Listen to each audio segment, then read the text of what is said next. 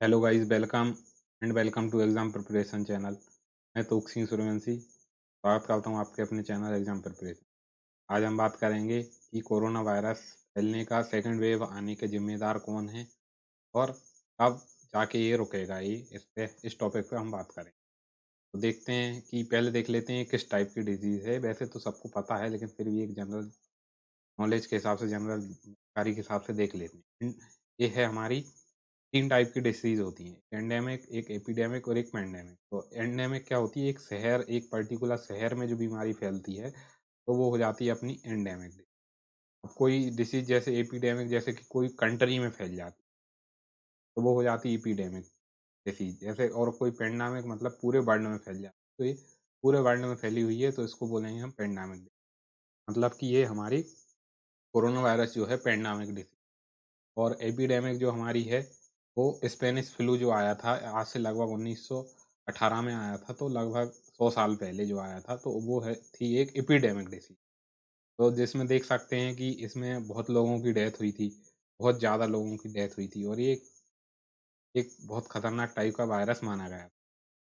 और ये वैसा ही कुछ, वैसा नहीं है, लेकिन उस तरीके का ही ये कोरोना वायरस अभी देखने को मिला। ये क्या है कि एक बड़े लेवल पे है।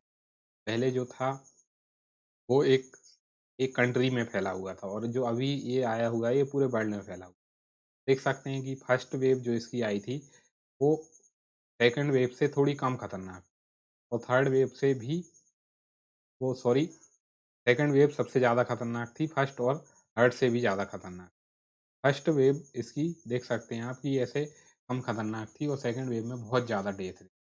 तो ऐसे ही कोरोना वायरस की देखने को मिली है कि ये इसमें बहुत ज़्यादा केस देखने को मिले थे हमारे, कम केस देखने को मिले थे। जो अभी सेकंड वेव है, उसमें बहुत ज़्यादा केस देखने को जो फर्स्ट वेव का पीक आया था, मतलब हाईएस्ट पॉइंट जो गया था, वो गया था सितंबर के आस, और फिर ये सितंबर में ये देखने को मिली थी, और फिर ये धीरे-धीरे कम होते गए, और फिर ये एकदम से बढ़ना चालू हो गए, और अभी लगभग 2 लाख तक केस आ रहे हैं पर डे।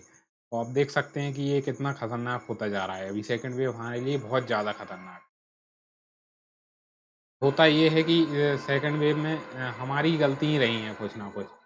इसमें गलती हमारी ही रही है कहीं न कहीं, कि हम लोगों ने फर्स्ट वेव जैसे ही ख़त्म हो गई थी, तो फर्स्ट वेव ख़त्म होते से ही सब लोगों ने सोच लिया कि कोरोना ख़त्म हो गया है। बट कोरोना ख़त्म नहीं हुआ था, क कोरोना कंटिन्यू था, कहीं न कहीं थोड़ा ना थोड़ा था। लेकिन लोगों ने उसपे गौर नहीं किया, और लोग एकदम खुले में घूमने लगे, मास्क मास्क नहीं लगाते थे लोग, एकदम भीड़ वाले इलाके में जाने लगे। तो इस तरीके से लोगों ने क्या है कि एकदम सोच लिया था कि ये ख़त्म हो गया है। लेकिन अचानक से फिर सेकंड वेव आई, तब जाके लोगों को समझ आई ये प्रॉब्लम्स की क्या हुई। और इसमें होता अभी प्रॉब्लम ये हो रही है कि ये लंग्स में जाके, सबसे ज़्यादा ये होता ये है कि लंग्स में जाके इफ़ेक्ट करता है। लंग्स में जाके क्या होता है कि हमारे लंग्स को ब्लॉक कर देता है, तो इसमें साँस फूलने की प्रॉब्लम आने लगती है, ऑक्सीजन की प्रॉब्लम आ रही है। इस बार जो सबसे ज़्यादा प्रॉब्लम आ रही है, वो ऑक्सीजन की आ रही है, कि ऑक्सीजन लेवल बहुत ज़्यादा कम हो जाता है। तो अभी क्या हुआ है कि इसमें इसमें गवर्नमेंट को क्या करना चाहिए कि जो इंडस्ट्रियल एरियाज़ में जो ऑक्सीजन की सप्लाई हो रही है, वो हो ये रहा है कि प्रॉब्लम ये हो रही है कि हॉस्पिटल में ना ऑक्सीजन की भी कमी आ जा रही है, बेड की कमी आ जा रही है, ऑक्सीजन की कमी आ जा रही है। तो इसलिए गवर्नमेंट को इंडस्ट्रियल एरिया की जो ऑक्सीजन है, उसको हॉस्पिटलों में पहुँचा देना चाहिए। तो ये गवर्नमेंट ने डिसाइड कर लिया है अभी कि जो इंडस्ट्रियल जो हैं, वो बैन कर दी जाएँगी। इंडस्ट्रियल जो बंद कर दी जाएगी इंडस्ट्री अभी कुछ टाइम के लिए, और यहाँ की जो भी ऑक्सीजन है, वहाँ हॉस्पिटल में सप्लाई कर दी जाएगी। और इसके लिए एक स्पेशल ट्रेन भी चलाई गई है, जिससे कि ये पूरे स्टेट में ये फैला सके। और होता क्या है कि बहुत सारी जो बड़ी-बड़ी माइन्स वगैरह जो खुदाई चलती है इनकी, तो उसमें ऑक्सीजन का बहुत ज़्यादा ज़रूरत पड़ती है। तो वहाँ ना पहुँचा के ये सब हॉस्पिटलों में पहुँचा दी जाए। और हम लोग क्या सहयोग कर सकते हैं कि अगर बिल्कुल कोई काम नहीं हो, बहुत अर्जेंट काम हो, तभी हम घर से बाहर निकलें। तो हम खुद घर से बाहर नहीं निकले, सिर्फ बहुत ज़्यादा ज़रूरत है तभी, और मास्क लगाएँ हमेशा, और बाकी सब प्रिकॉशन लें जो लेते थे हम पिछली बार। तो इस तरीके से हम इससे बच के रह सकते हैं। इसमें और प्रॉब्लम क्या हुई है कि गलतियाँ हमारी कहाँ हुई हैं? एक पहली गलती तो हमारी हर एक इंसान की रही है कि एकदम खुले में घूमने लगा।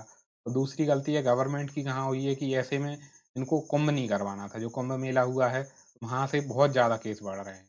वहाँ से लोग स्नान कर के आ रहे हैं और वहाँ से पूरे में ये फैल रहा है, इसकी वजह से भी कुछ फैल रहा है। और दूसरी कि चुनाव की रैलियाँ करवा दी गई हैं। तो हमारे जो नेता लोग हैं वो बिना मास्क के घूम रहे थे और रैलियाँ कर रहे थे बड़े आराम तरीके से।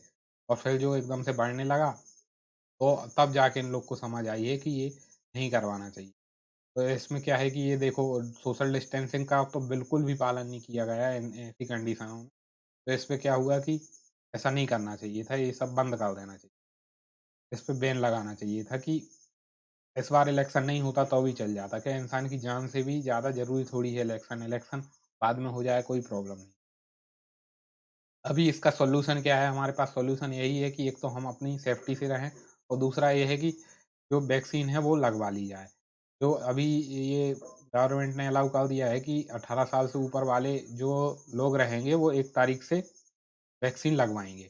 तो 1 मई से ये वैक्सीन सबको अलाउ कर दी गई है। हो वो इसमें प्रॉब्लम ये है कि जो हमारे यंग यंग जनरेशन वाले लोग हैं, उन वही कैरियर हैं, वही यहाँ से वहाँ ज़्यादा उनको जाना पड़ता है और होता ये है कि उन्हीं की वजह से ये फैलता है।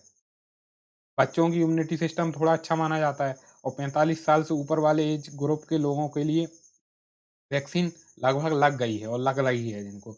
इसमें हो ये रहा है कि लगभग अगर 50% तक लोगों को वैक्सीन लगा दी जाएगी, तो 50% लोगों पे वैक्सीन लग जाएगी, तो हमारा ये बहुत ज़्यादा हद तक कंट्रोल में आ जाएगा।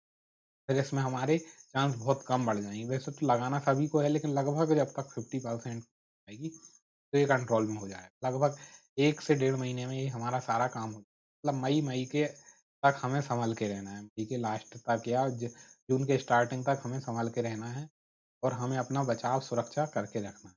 तो ये वीडियो देखने के लिए बहुत-बहुत धन्यवाद। अगर आपको वीडियो पसंद आया हो तो लाइक और शेयर ज़रूर करें। साथ ही साथ चैनल को सब्सक्राइब करें। जय हिंद, वंदे मातरम।